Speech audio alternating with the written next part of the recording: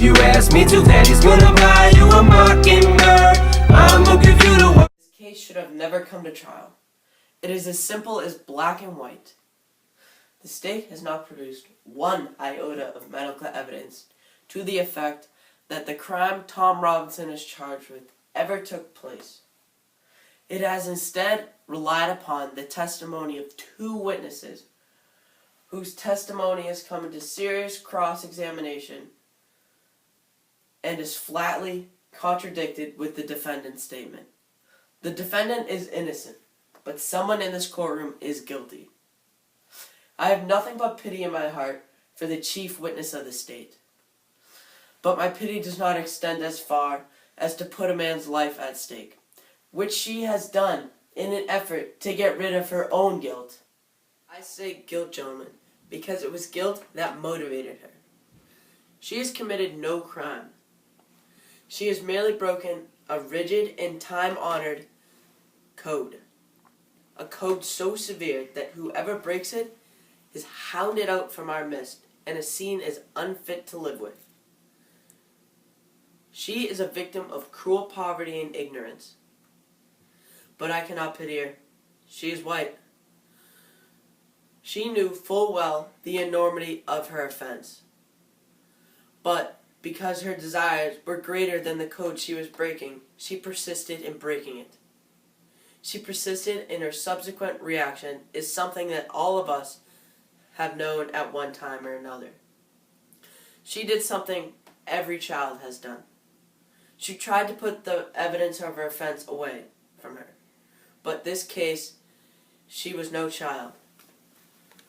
She is hiding stolen contraband. She struck out at her victim. Out of necessity, she must put him away.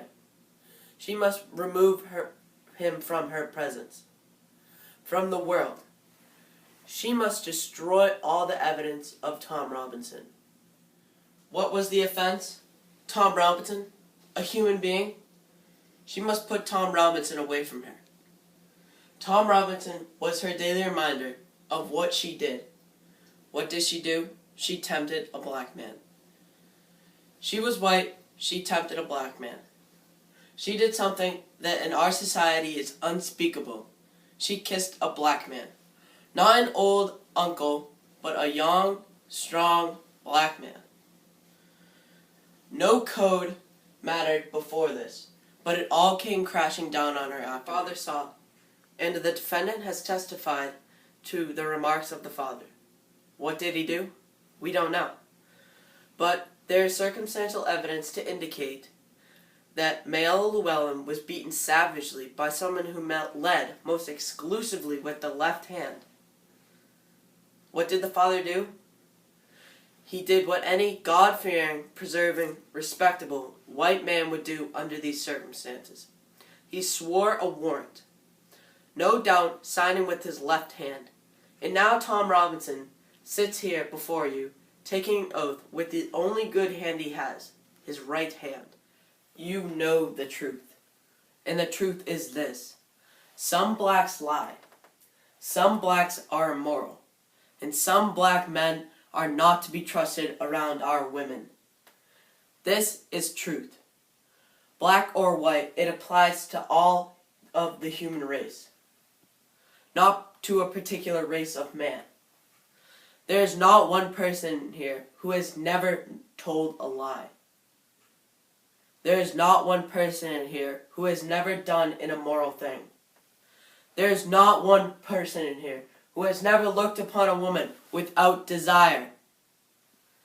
A courtroom is as only good as its jury, and a jury is as only good as the men it is made up of. I am confident that you, the jury, will do your job and review without passion the evidence you have heard, and come to a conclusion and restore the defendant to his family. In the name of God, do your duty.